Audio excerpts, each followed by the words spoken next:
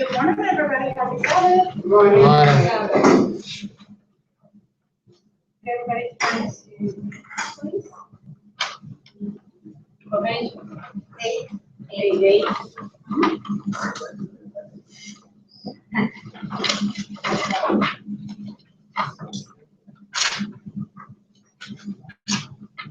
Oh, we'll have your songs.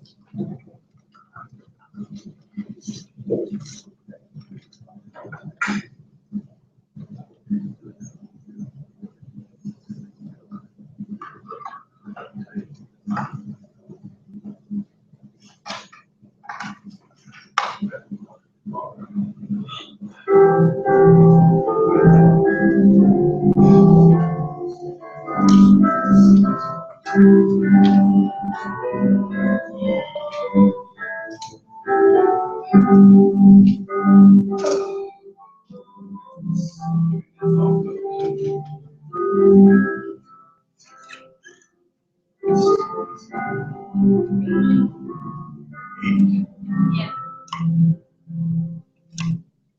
We gather together to hail the Lord's blessing.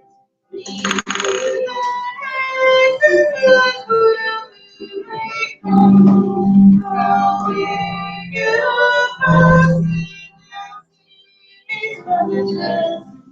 We praise His name. He is God. Beside together, Father, our Lady maintains His kingdom divine. The Father beginning, the Father will oh, the Son of glory. We hold and extol Thee, and pray that all still defend with me, when my condition is free. From Lady and the prayer, oh,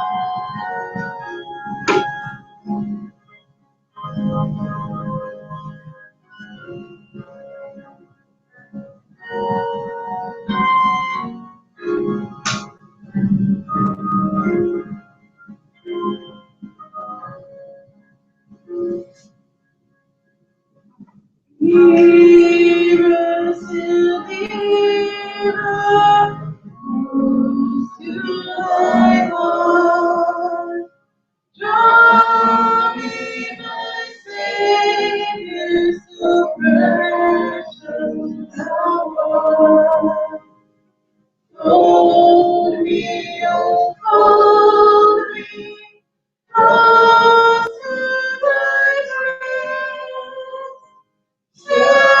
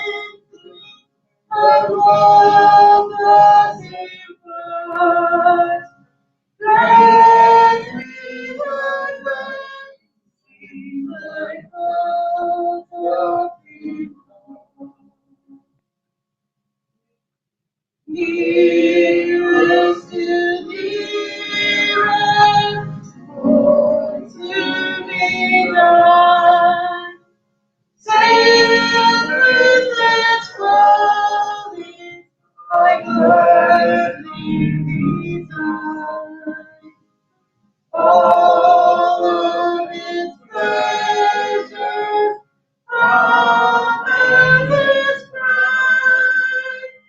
Give me that Jesus, my Lord crucified.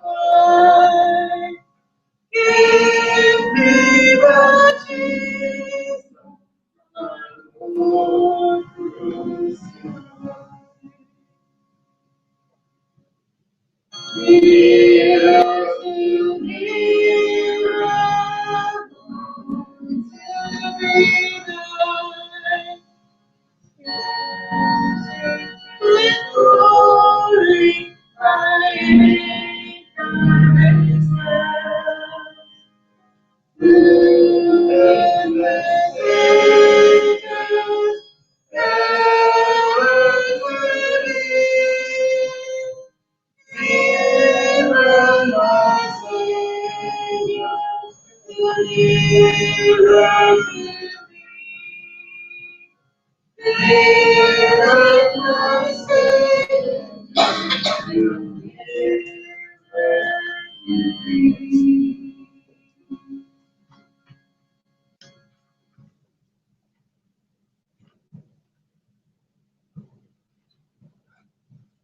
Open at hymn 432. We're going to stand on the last stanza.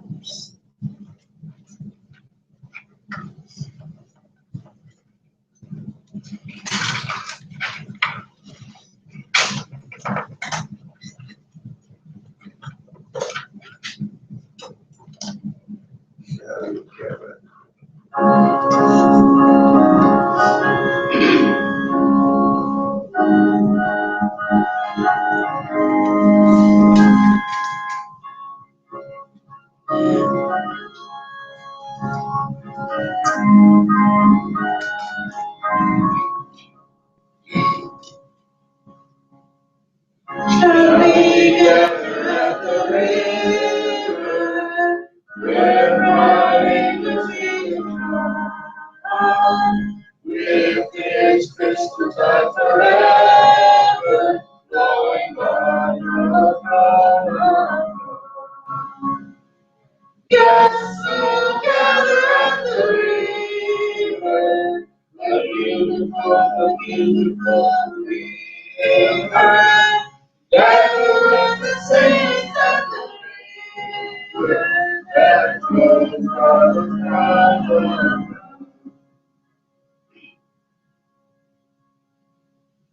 Oh, the washing of the river, washing of the sinless prayer. We will walk in worship ever, all the happy golden days. Yes, we'll gather at the river, praying the Father in the river. Gather with the saints of the river, that flows by the side of God.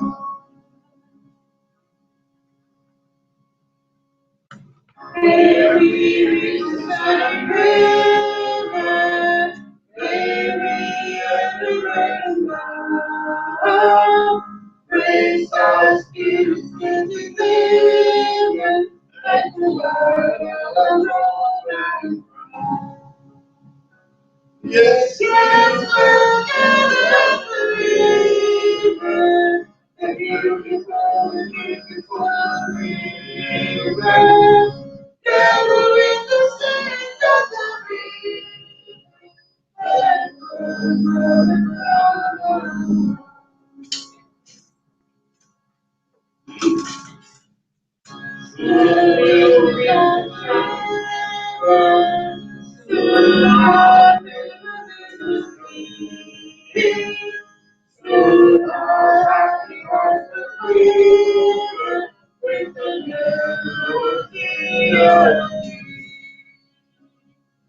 yes, we'll gather at the river, the beautiful river. Gather with the saints at the river.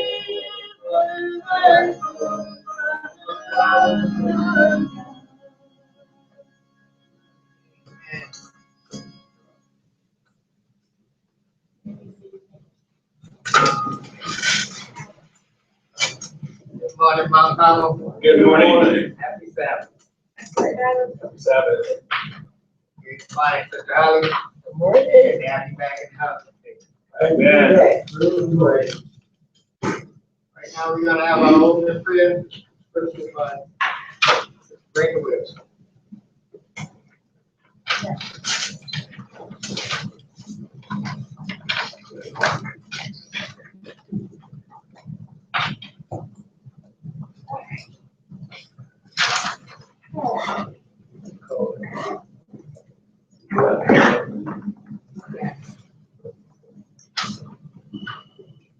Good morning, everyone.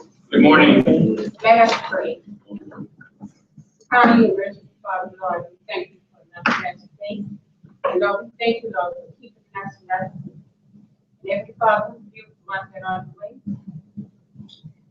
And do for us this day, Lord, we cannot do for ourselves. Amen. We look and thank you, Lord, to give you all honor, praise, and glory, which you are so worthy. Amen. Amen. Okay, scripture reading comes from Genesis, chapter 1. I'll be reading the New Hearing verses 26 to 28. Then God said, let us make man in our own image, according to our likeness. Let them have dominion over the fish of the sea, over the birds of the air, and over the cattle, over all the earth, and every creeping thing that creeps on the earth. So God created man in his own image. In the image of God, he created him. Male and female, he created them. Then God blessed them, and God said to them, be fruitful and multiply, fill the earth and subdue it. Have dominion over the fish of the sea, over the birds of the air, and over every living thing that moves on the earth. Lord, have a blessed reading of the Spirit. Amen. Amen.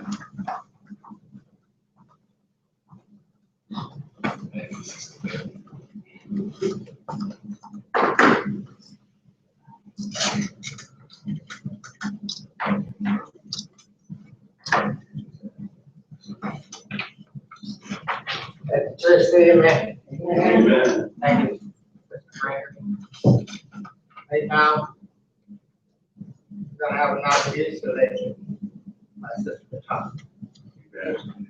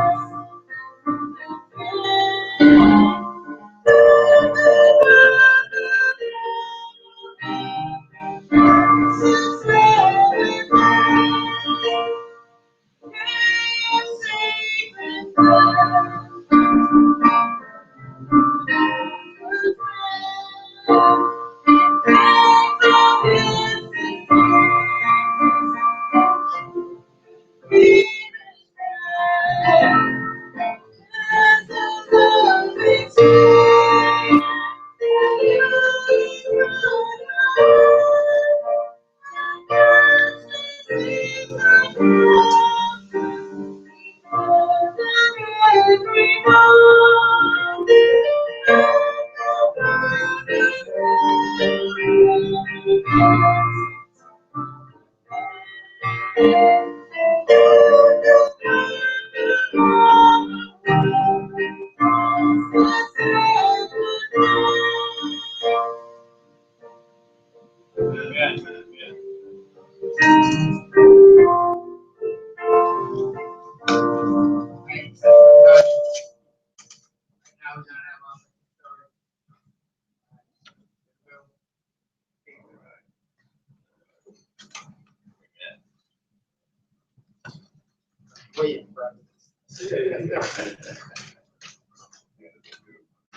morning, everyone, and a blessed and wonderful Sabbath. And so good to see each and every one of you, and those who are present and those who are in cyberspace. We welcome you and blessed Sabbath day to you. Amen. We had when I spoke to Brother Swift this week, and he asked about the children's coming, the mission story, and I thought he said Bill. And then Bill told me, he's going to say, "Oh no, that's you." I said, "Well, you can still do it, you know." But I said, today's mission story is a twist. It's about young people and what young people can do.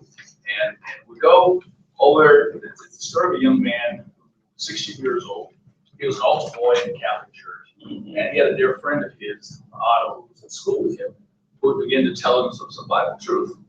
And he wanted to learn more, and he said, "Why don't you come by my church and see what it's all about?" So without telling his family, David went to church on Sabbath with his friend. He liked it, so he planned to attend again. And however, there was a conflict with his dad, because his father wanted him working in the fields, in the garden on Saturdays. But he told me he couldn't because he was going to church instead. And the father threatened to disown him, but he went anyhow. So brothers and sisters, when the Spirit of God moves in your heart, nobody can discourage you. Amen. So then the conflict began to deepen even more. And his father wanted him to work. His father told him he's a hunter. And he said, "I know that the Mexican restricted what kind of animal they eat, but you will eat what I bring here. And if you don't eat, then you starve." So he stopped attending church for a while. Then one day his friend Otto came by and told him that he was missed at church and wondered why he hadn't come. He said he was afraid to go because the way his father was talking to him was quite dangerous. However, the next Sabbath, they were back at church. And that's when his father ordered him to leave. Now he's 16, he has no money, he has no place to go. So he went to the most logical place he could think of. Where's that church? Church. He went to church, amen. He slept in the church for 3 nights. He went to school in the mornings and studied with his friends in the afternoons. And when the local elder learned of the situation, he counseled with the district pastor, and the 2 men arranged a meeting with David's father. With David's father, they wanted to tell him that the direction that his son was going in was the best for the youth, and he would end up being a better son. Sadly, David's father did not show up for the appointment. To add more stress to his life, it was time for the school yearly exams. And in spite of the family difficulties, Dave passed with flying colors. So the church members cared for David in their homes. Eventually, the father's anger subsided, and but he still wouldn't have much to do with David. At first, his mother took side with his dad. Then her heart softened. Dave said it was motherly love that took over, the motherly instinct, and then she sided with his son. And although his parents were confused by what the church taught, and no one in his family supported him in the new belief, the mother enrolled him in a private boarding school, short distance from home. Father couldn't pay, but mom made arrangements and found a way to secretly pay for it. Now, during these difficult times, the thing that kept David going was the promises of the Bible. And he felt peace when he read Matthew 10:28-31, and realized that God cared for little sparrows, and he cared for him even more. The idea that God knew how many hairs on his head was amazing comfort to him. Reading in Matthew 10, verses 34-39, about how one's accepting Christ often brings division to home, seemed to be describing his situation completely. So David came home for the holiday during his second term at the boarding school. He talked to his sisters about his religion, and the girls were willing to listen. To David's delight, both sisters were eventually baptized. Then the sad story of Jesse started again. His father ordered his daughters out of the house too. They too went to live with church members. Amen. When asked why it's so important for him to join the SDA church in spite of the difficulties he faced, David referenced Matthew 10:39. He who finds his life will lose it. but he who loses his life for my sake will find it. So it goes to tell us the mission that this young man came to the Lord because of a fellow classmate. None of us too young nor too old to do our part in mission work. And that is the Great Commission, going into all the world, teaching. And this young man, David, he wants to share the love of God with others, so he decided that he's going to become a pastor. So brothers and sisters, this pretty much is for those who are in the mission field, pretty much for those who face obstacles and are trying to live God's way, and know how fortunate we are to have the religious liberties that we do in this country. Problems in America? Absolutely. Worse problems, other places. But thank God that we can come together and worship how we please, when we please. And that's only by the grace of God. Amen. Amen. So let's keep others in prayer and ourselves as we strive to do with us. Amen. Amen.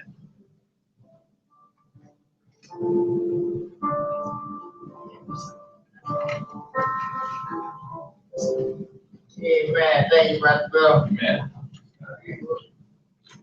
That was an amazing story. Amen. Now we're going to have our lesson study.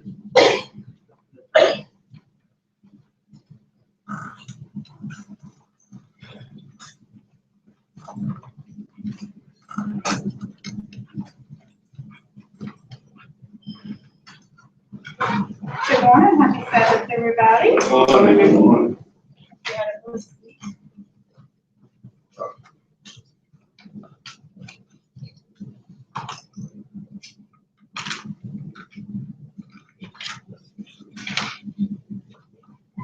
One moment. Okay, we're on lesson number 2 this week, which is on restoring dominion.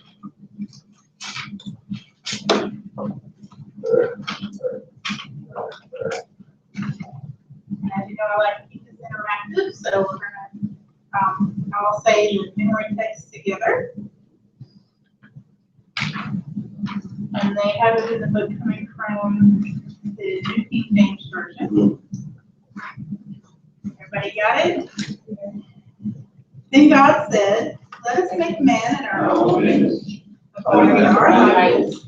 Let them have dominion over the fish of the sea, over the birds of the air, and over the cattle, over all the earth, and over every creeping thing that creeps on the earth.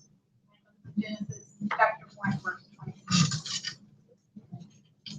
At the fall, our first parents lost more than just their original image of God. Not only man, but the earth also had by sin come under the control of the wicked one, and was restored by the plan of redemption. At his creation, Adam was placed in dominion over the earth. By yielding to temptation, he was brought under the power of Satan, and the dominion which he could help passed to his conqueror. Thus Satan became the guard of this world. That's what the little G.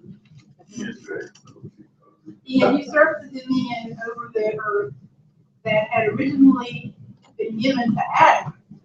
But Christ, by his sacrifice, paid the penalty of sin, and not only redeemed man, but redeemed the dominion which he had forfeited. Although it was lost by the first Adam, it will be restored by the second. And it was from the Kyle G. White, the sign of the times, November the 4th, 1908. The question after the fall, human beings lost very much, including the dominion that we originally had been given. What was this lost dominion? Though the idea of dominion often has a negative connotation today, it certainly didn't back in either. What did it mean when humans were first given dominion over the earth? And what can the church do to help people regain some of what was lost after the tragic fall of our first parents in Eve? So, what is dominion that Adam had mean to you? What do you think? Okay, I will. To me, it means authority. God gave him dominion over the earth. He gave him authority over that. And he put a fear of man in all men that they would respect that authority that God gave. Oh, I could have fear, it wasn't like scared kind of fear. No, it was a reverence. A reverence. Like we should have for God. Absolutely. Anybody else have any thoughts on what dominion Adam had? I think if you have a pet, you can really relate to that. You know, I think about my dogs, you know, the dominion that I have over them. When I come into the house, you know, they're happy to see me, they love me, they can't wait to see me. And, you know, when they need water, they get it from me. When they need food, they get it from me. Everything that they need is provided by me. And you know, kind of the same way that we are with God, everything that we need comes from Him. We have to depend on Him. The very air we breathe, we wouldn't have food for Him. So Adam had dominion over the animals. It wasn't like a domineering type of, you know, rulership. It was just He was there to care for them, work for them. You see grace in everything in the Word of God. I mean, I see God's grace in everything. Just as you were saying, you know, you have dominion over the animals. God gave man dominion over everything on earth. Unfortunately, the devil usurped. I mean, he took it, but he wouldn't have it. He usurped it, and since we gave it up to Him. Well, And even now we give it to Him. Every time we sin. every time we serve. Because we're a servant of who we serve. That's right. But see, we serve Christ. So we fall, but we serve Christ. Our allegiance is to Christ. Okay, we're gonna move on to Sunday's list. Created for Him. Can I have a volunteer to read the first couple paragraphs here? Someone recently wrote forward about a friend in South City who said that she sometimes leaves in the middle of the night, expressing over a bunch of deep questions. Is this world truly a result of an accidental cosmetic Big Bang? Yeah. How could there be no design, no grand purpose to our existence and to the universe as a whole? Can it be that every life, including my own, my husband, my two children, is totally irrelevant and meaningless? Does my life have no meaning and purpose? You know, after the fall, humanity lost very much.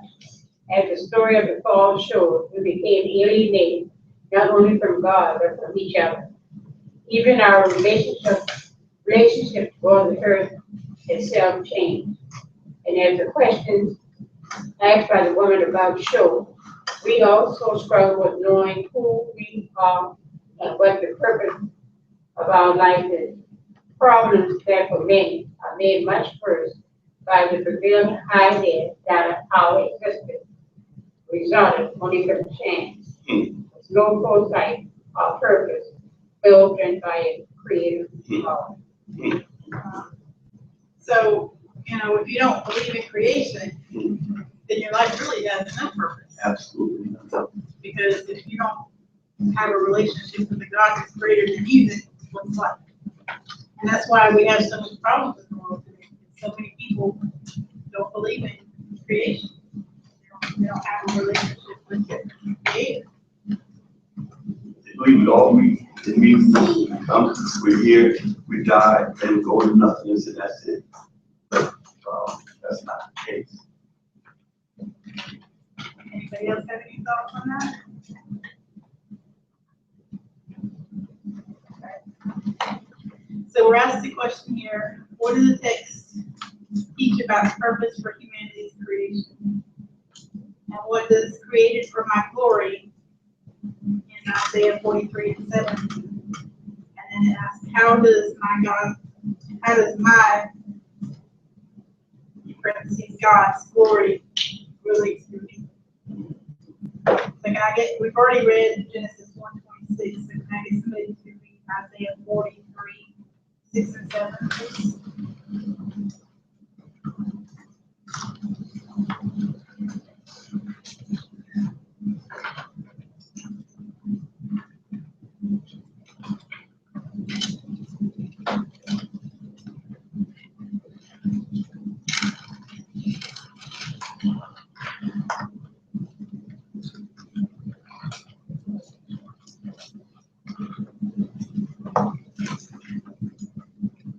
whoever gets it first. I will say to the north, give them up, and to the south, do not keep them back. Bring my sons from afar, and my daughters from the end of the earth. Everyone who is called by my name, whom I have created for my glory. I have formed him, yes, I have made him.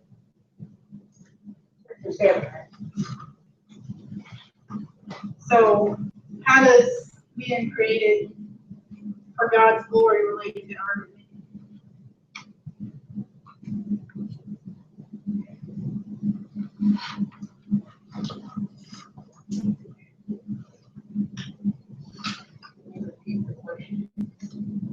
How does our being created for God's glory relate to dominion?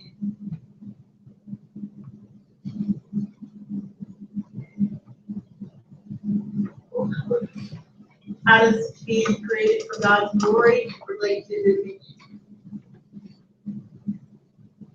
I'm thinking of the scripture, the earth is the Lord's, the fullness thereof, and everything that's in it. And He put all creatures under our feet. All fowl of the air, fish of the sea, whatsoever passes through the paths of the sea. I think that shows that, and then with, oh Lord, our Lord, how excellent is thy name in all the earth. So we glorify Him by being in charge of everything. And so His glory comes from the way we treat and do things that He created us to do. Right. Amen. I think of an architect goes out and builds a building. And in return, he wants the glory that comes in people seeing and admiring his work. What was the guy who built the Taj Mahal for his wife? You know what I'm talking about? All right. Yeah.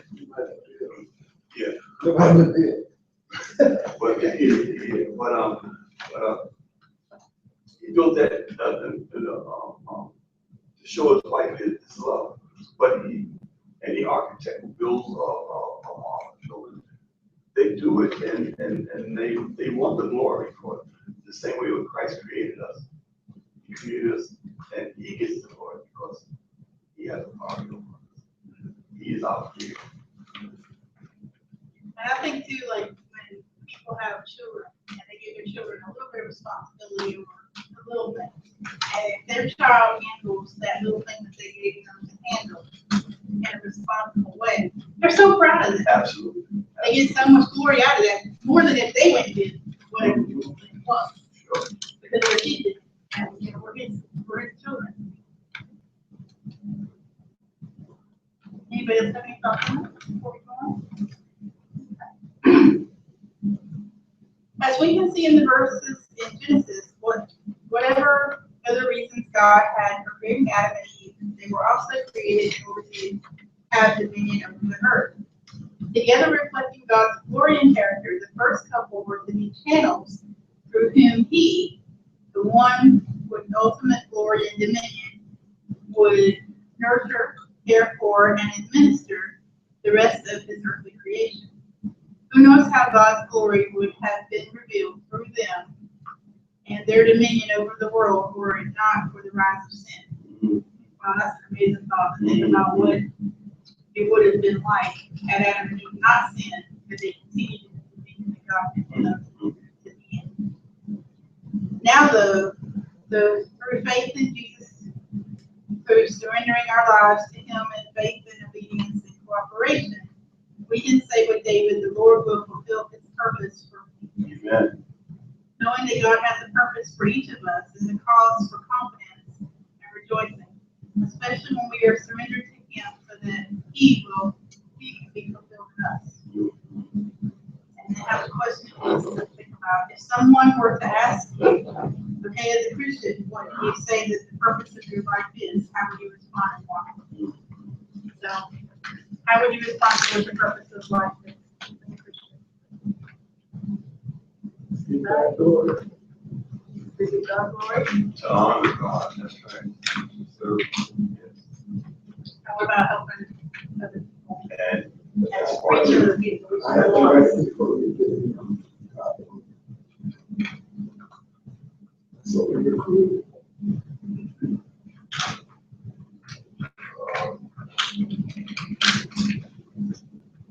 Okay, so Monday, our lesson was on the privilege of divinity. It is a privilege to be able to have the meaning of where we've been created in the image of God, and that is a strong privilege. And we're asking the question, what is the dominion that humans were to have on the earth that's expressed in Genesis? We talked about that already. Now, I have a volunteer to read, starting with the first paragraph here.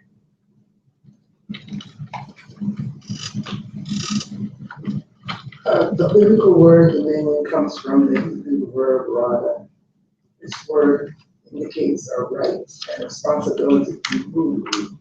It implies in this context a hierarchy of power and authority in which the human race is positioned above the rest of the natural world. While the verb rada, as used in the rest of the Old Testament, does not itself define how this dominion is to be exercised, whether benevolently or malevolently. The context of a sinless and unfallen creation shows that the intent must have been benevolent in nature. Similar conclusions may be drawn about subduing the earth in Genesis 1:28. The verb subdue from the word kadosh also depicts a hierarchical revelation in which humans are positioned above the earth and are granted power and control over it. Elsewhere in the Old Testament, the verb kadosh is even more forceful than rada, describing the actual act of subjugation. Of forcing another into a subordinate position. We have the Numbers 32, 22, and 29, and Jeremiah 34, 11, 16, Esther 7, 8, and Nehemiah 5, 5. In many of these cases, the abuse of power is obvious and God's displeasure expressed. But again, taking into consideration the context within the creation story of a sinless couple created in the image of God to administer the earth, this subduing of the earth can be characterized only as benevolent service to creation on behalf of the Creator. It certainly was not exploitation.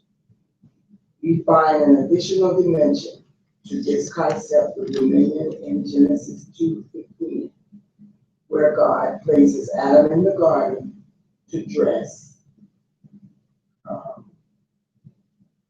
to work, to serve, to till, and to keep, to hedge about, guard, protect, attend to, look narrowly, observe, preserve,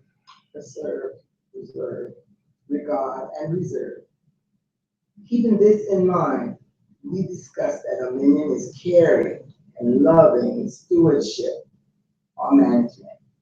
Within their relationship with God, our first parents were to have all the resources and authority that they needed to execute their dominion, which would have reflected God's divine love of his creation. So the word dominion today can and often does have negative connotations. It certainly didn't when first expressed in the Bible. What are some principles that we can take from this pre-fall use of the term and apply to how we relate to whatever or whomever we have dominion over? Anybody have any thoughts on that? What can we learn from Adam and Eve before the fall and the dominion they were to have and apply to our life today?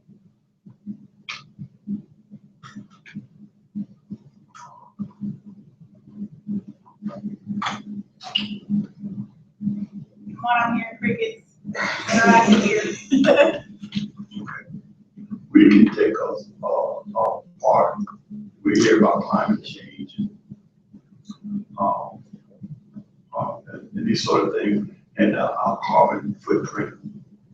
We can take apart and take care of the earth. God instructed that man was to take care of the earth, not to destroy it with fossil fuels and with all the things that we have. We can take a small role in just making sure that we do what we can. You know, I heard a guy say one time that he went into a bathroom and there was a paper towel, but not around there.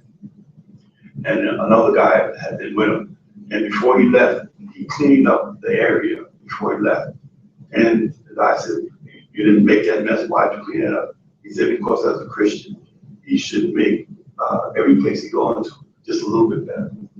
That kind of stuck with me, man. You know, so I think about that when I go. You know, as a Christian, we should try to make every place that we go, or you know, see litter or something like that. Sometimes I'll go out of my way to pick something up. Not looking for credit, but just always thinking in the back of my mind, as a child of God, you know, we should try to make everything around us just a little bit better.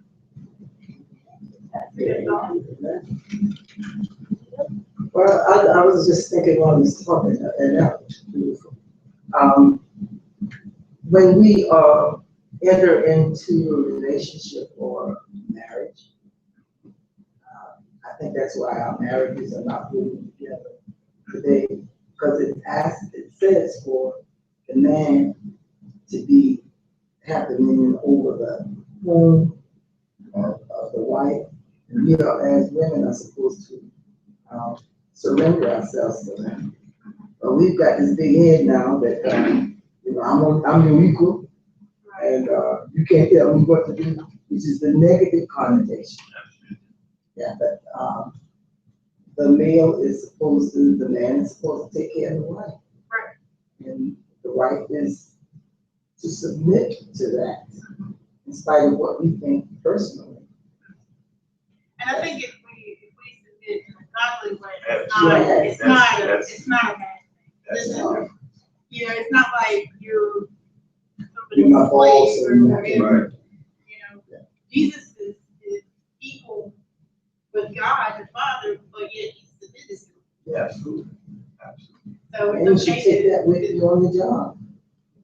That's, I have worked in positions where the boss was 20, 30 years younger than me, but his position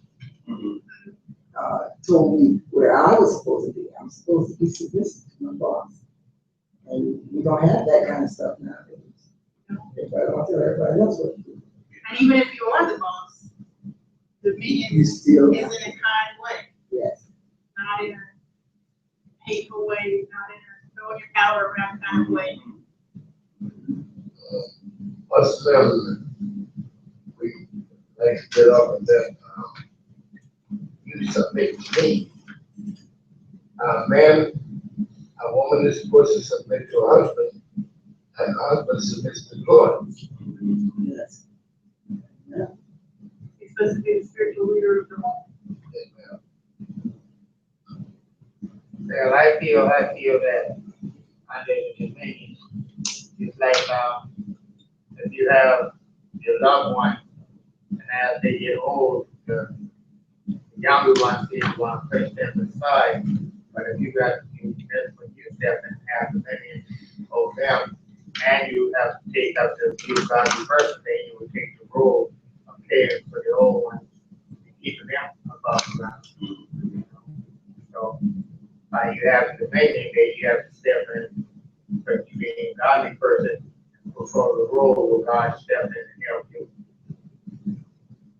And that's an interesting point that you brought up, because you have dominion over them, and then you're now caring for your parents, but then yet when you talk to them, they're still a little above you because they're your elder. So it's kind of a little bit of dominion on both sides there. You know, I think that is a lot of, you know, with the things that are happening with the police and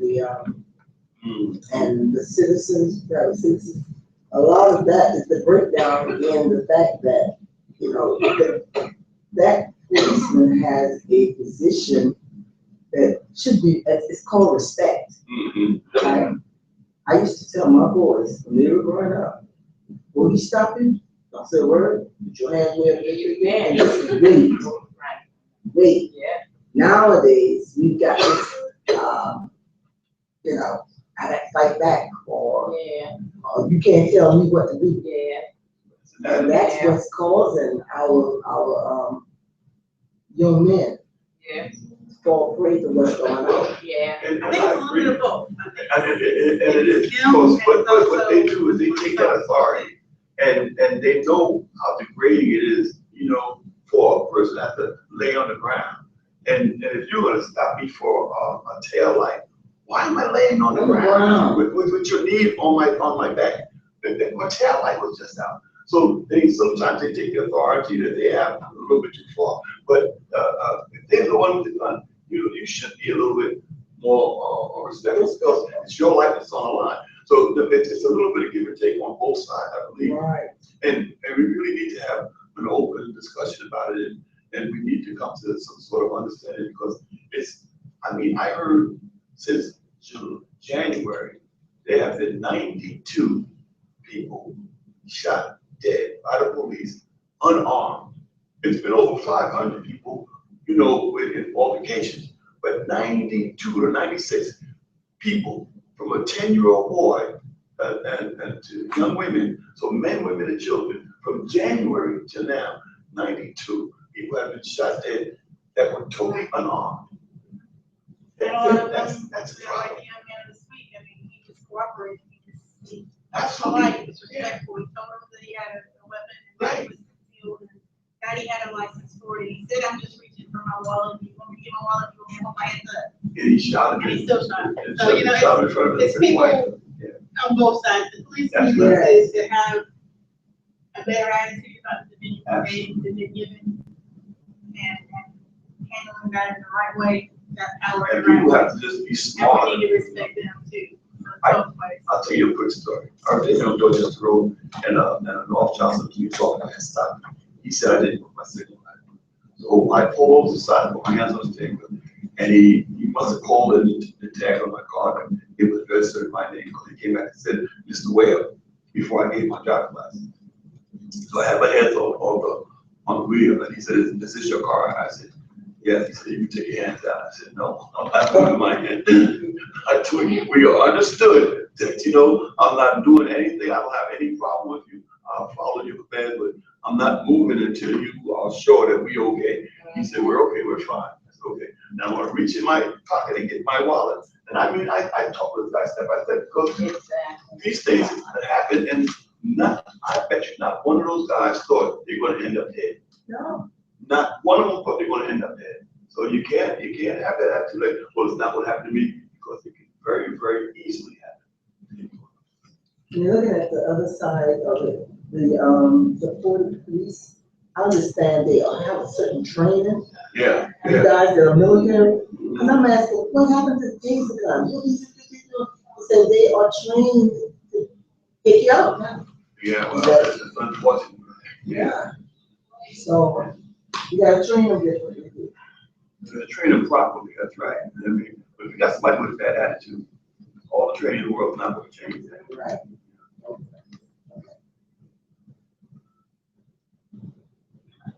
So Tuesday,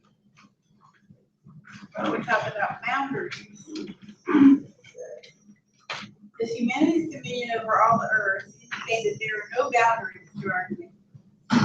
Biblical history indicates that dominion, which can also be understood as stewardship, must have boundaries. For example, God told Adam that the tree of knowledge of good and evil was off limits. The first sin was then in the context of stewardship. Adam and Eve overstepped the boundaries that God had set on their dominion. Creation is still suffering from that overstepping of boundaries. And it asks us a question. Let's read Exodus 20, verses 1 through 17. Can somebody be looking that up? And then we're going to ask us the question, what kinds of boundaries are set for us in God's law, and what does the law tell us about the limits? Exodus 20, 1 through 7.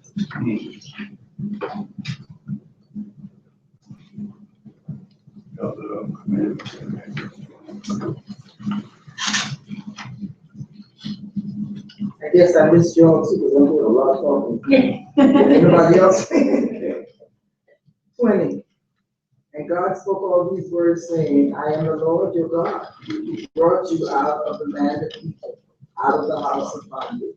You shall have no other gods before me.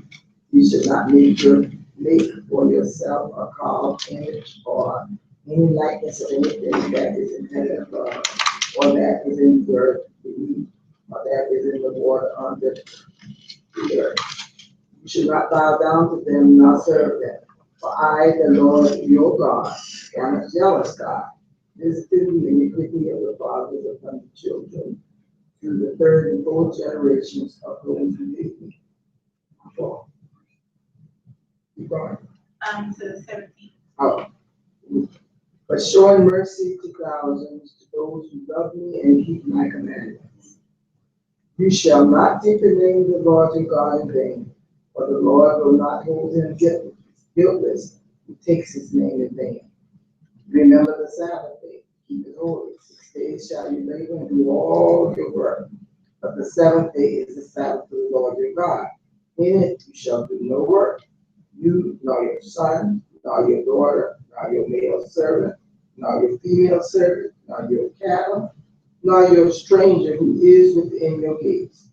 But in 6 days the Lord made the heavens and the earth, the sea, and all that is in them, and rested the Sabbath day. Therefore the Lord blessed the Sabbath day and hallowed it. Honor your father and your mother, that your days may be long upon the land which the Lord your God is giving you. You shall not murder, you shall not commit adultery, you shall not steal, you shall not bear false witness against your neighbor, you shall not covet your neighbor's house, you shall not covet your neighbor's wife, nor his male servant, nor his female servant, nor his ox, nor his donkey, nor anything that is your neighbor's. So what does the law tell us about the limits of dominion?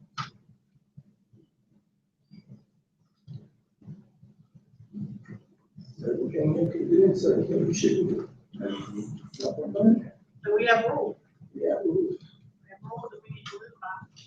There are limitations to media so that others can enjoy their degree as well. And it's not domination, it's not dictatorship, it's not tyrantship. It's be respectful of law, and there's certain things you just can't do. Right. Should do. If we can lie on our neighbor, then we're interrupting their duty.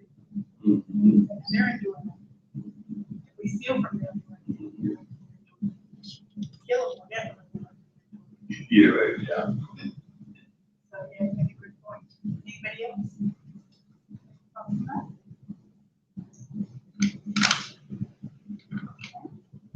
Throughout human history, for example, Pharaoh in Exodus 1 through 14, Herod in Matthew 2, to the end of times in Revelation 13. Domineering people controlled by Satan are notorious for attempting to dominate that over which they have no rightful control. They imitate Satan, who has seized power and made himself the prince of the world. John 12, verse 1. Dominion going awry becomes domination. On the other hand, there are those who refuse to accept control over that which they need to have dominion. See Matthew 25, 4-30, and Luke 19, 12-27. Even though sin caused humanity to lose the level of dominion given at creation, our original dominion was not entirely lost because of sin. There is plenty that is within our current boundaries of responsibility. For example, Christ enables self-mastery in our personal lives, and the care of the earth and its created its creatures, and of all that has been given to us by God. We as Christians need to understand what our boundaries are, and and then work to be faithful stewards within those boundaries. And it's asking us, what are some specific boundaries that you need to respect in regards to others, such as family, friends, and coworkers? And what principles can we use to help us know what those boundaries are? So what's some boundaries that we have in our relationship with others?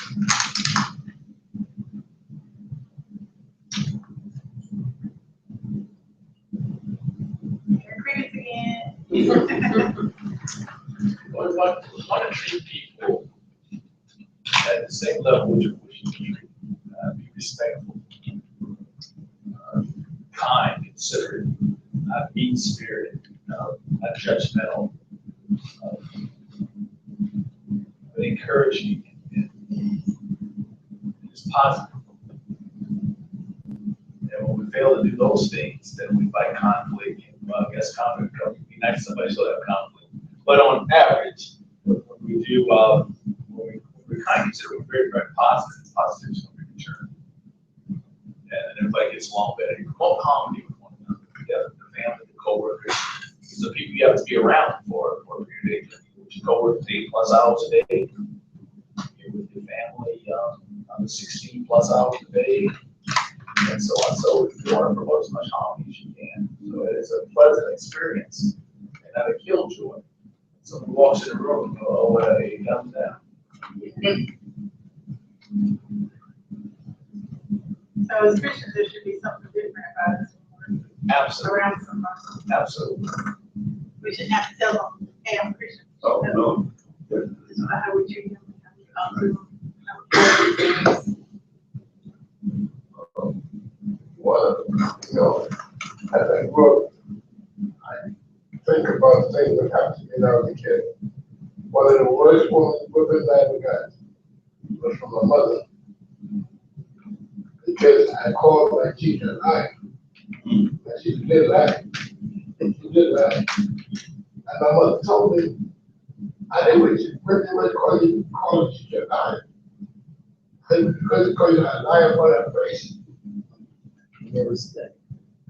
And that should have stuck with me because I was, a few years ago, I was 20-something years ago, maybe 30-something years ago, I don't remember. 50. But I was, my mother was in driving the car, I was driving, New York was going to Jersey. And I had given my mother some money, early that morning. And she called us and put the money up.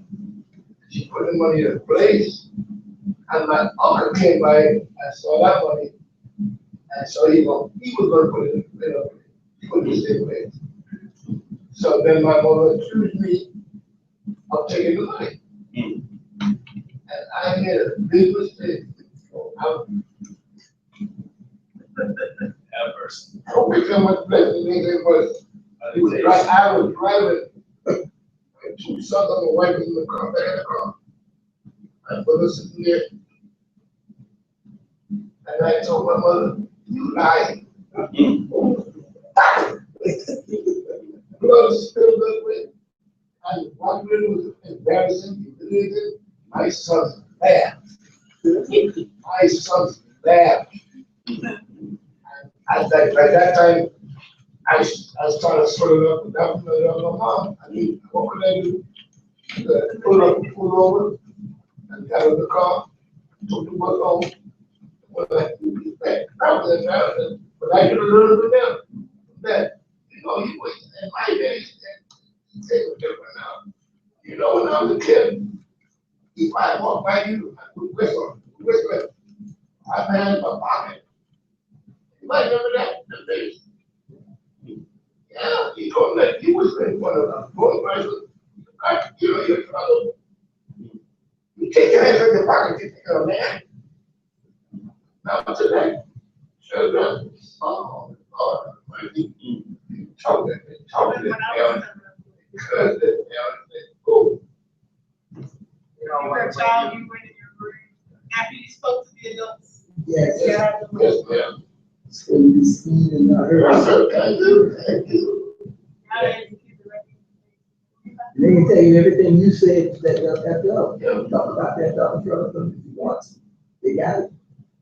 And when you were saying that, God has a million more, you know, I went to, McDonald's, Tuesday, and this guy, he was sitting in there, he had his clothes, bags, and, everybody walking back and forth past him, and he looking at people while they were eating, you know. And God came over me, you know, I didn't wait up there and ask him if he wanted something to eat. I got up and I went to the counter, and all them the same thing that I had, you know. When I took the food over to him, the young man said, God bless you. You know, I said, God bless you too. I always have to know. You know, the spirit, for certain things, you out there, you know, you try to give respect, you know, and there's the spirit. This man would drive with me to Georgetown all the time to go see my cousin. We didn't know each other from nothing in the world, you know. But now we got a relationship. He goes to church, and I go to church, and he said, my spirit agree with him.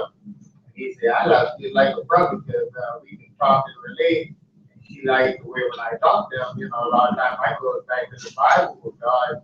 I've done me, and he see how I take care of my cousin, and, you know, and stuff like that. So, you know, when you feel the spirit, God will put you in the path of the right people, you know, who your spirit going to agree with. But sometimes you will always run into the other one who your spirit ain't going to agree with, but then you still got to love them like you love yourself. So we all got needs and wants from God, and what we got to do to our fellow brothers and sisters to do the right thing on earth. Any other thoughts on Tuesday?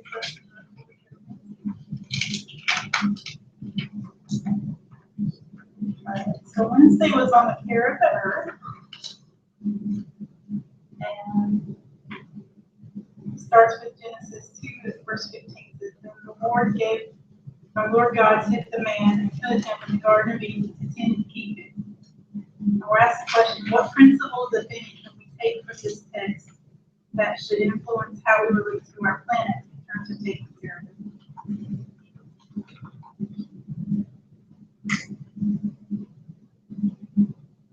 So what should we apply from Adam and Eve being placed in the Garden of Eden to take care of it in terms of our lives today?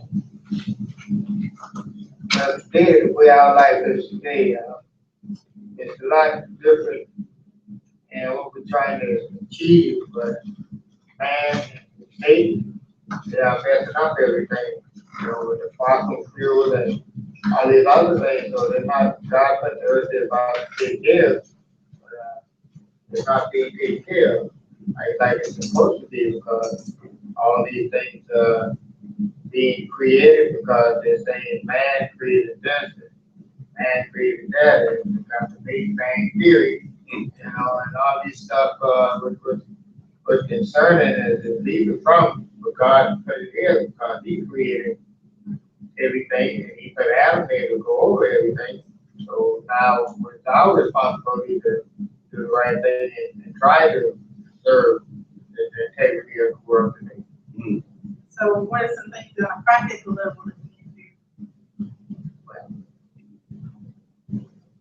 We can try to be a decent Christian, try to speak more to other people and try to bring them along, because a lot of people need to be brought along these days. And we can just reach out and touch, and a lot of things can be done. Our environment, Yeah. recycle, Yeah. carpool, sometimes, you know, you're going Fill somewhere, that and somebody else comes there. All from the right, so Yeah. it's not just cars. All the plastic that they kill in the question they get caught inside and drown. Plastic don't deteriorate. And then I see how people even treating the animals. Yeah. You know, it's just, it's so, I remember coming up where, you know, we all wanted to eat and my mom and dad was like, don't shoot at anything. You know, if you shot it, you ain't, you know, like a bird, don't shoot the bird unless you're going to use it for food. But now we've got people that go down and do stuff. Teeth it up the mouth with a dog. And training them just, you know. Not only dogs, they do that to animals, but that's the one that you see on media. Yeah, the lady had, 70-something animals, and they all was in cages, and some of them were terrible, you know, they didn't have water, and, you know, they turned out the bones, and she had a horse, and, you know, so you have to take care of the animals, you know, where you just, you're supposed to have something over them, so you're supposed to, you know, make sure they got water, if they're gonna be your pet, you gotta make sure they got water and food, just not keep bringing them in there. You know, and when they showed it on TV, all those little puppies and, you know, she got taken from mom from the cages. You know, so bad. I had a spiritual leader who was in the apartment. I was walking the dogs, and I saw a couple of snakes, and the dog figured it out when I was playing. Come on. And the spiritual leader told me, he said, you know that snake was just as scared of you as you were of him. You did all you had to do was go about your business and leave him alone, and that's what we need to do. We got alligators out there around the pool, and they just come out in the sun and they go about their business. Now, if you go into their territory, of course they're gonna snap back. But we, as He's given us dominion over all things, we ought to think like that. You know, give them their territory. We've taken up all their area, building houses and playgrounds and stuff. They don't have anywhere to go. But yet we want to destroy them. So we're not being very, very protective of what God has created. I can promise you this, I'll never get bit by a great white shark. I'm not going out there. Yeah, you know that's But now, if a shark come and knock on my living room door, and I stick my hand in my, he bite me and he wrong. But if I go out there in that ocean where he at, and he bite me, he just doing what he's supposed to do. I mean, he just doing his natural, he eat what he see. You know, I heard or read somewhere that in this dominion that God has given Adam over the birds and the trees, and Adam could communicate to these animals. I don't know whether it's animals or what, but even to the rocks and to the tree, the leaf, in some way, some form, with that dominion, you could communicate to those animals. After the fall, we lost all of that. Oh, we lost some. Well, yeah, I about to clean that up. Because we still talk to our dogs and cats a little bit less. But you know, you can tell a dog in any language, you know, come in and eventually they'll pick it up. They'll pick the commands. I mean, they can be trained. Oh yeah, they understand. I believe that. And we understand that. There was a study where they took dogs and they recorded dogs barking and the sounds they made in different situations. When they were scared, when they were angry, when they were whining or When they're whatever. happy, they talk their tail wags. A bunch of dog owners, and they weren't there to go, you know, they were just dog sounds. Yeah. And they played the sound and they said, okay, this is the dog going through this situation. What are they trying to say in this situation? And I forget what the percentage was, it was way up there. Pretty good. The dog owners, most of the time, from the sound, knew what the dog was communicating. That's the dominion. That's part of the dominion. That's the dominion after the whole fall. We have a degree of this. Okay. Just imagine what's going to be like. I mean, after the earth has been renewed and we've been renewed, it's going to be also great to look forward to. It's gonna be awesome. Yes. I mean, only people point final thought. On the bottom of Wednesday, it says, how do we strike the right balance in our attitude towards the earth? Being good stewards of the home we've been given, while at the same time avoiding the danger of making the earth an environment God's, whom we call to worship. What we're going to like Romans 4:25. Final thought. Thank you for your time. Amen. Amen.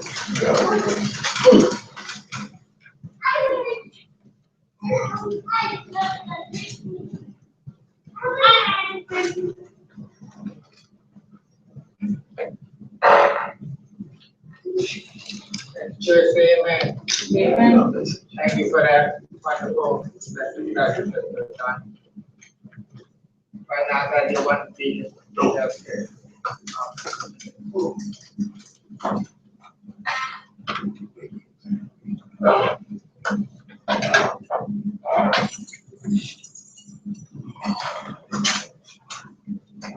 How you doing, Brother Church? Good.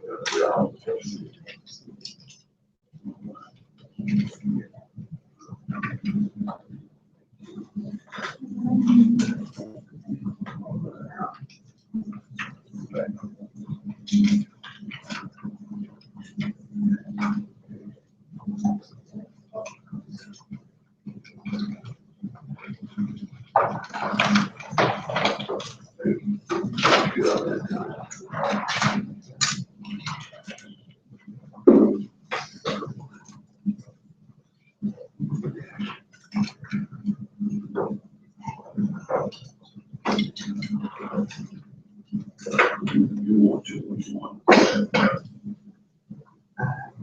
Right.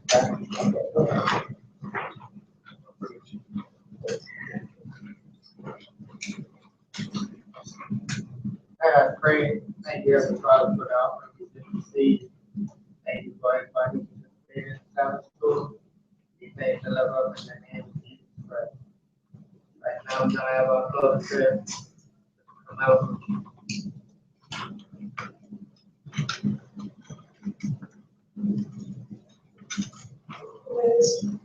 Let us pray. Dear Lord, we thank you for that lesson from Sister Tommy. Please and all others, blessed be as in your name. Amen. Amen.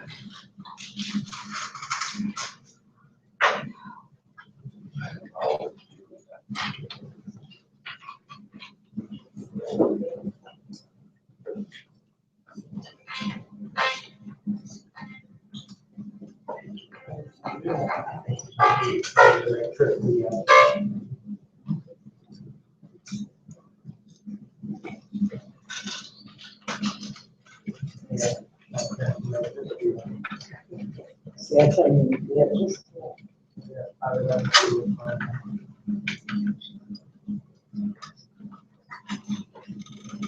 oh.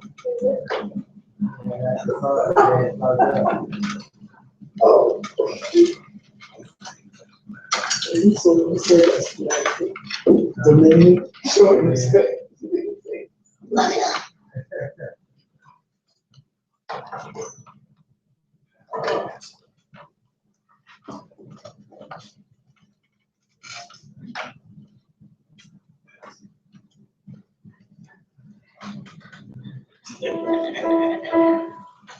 Thank you, sir.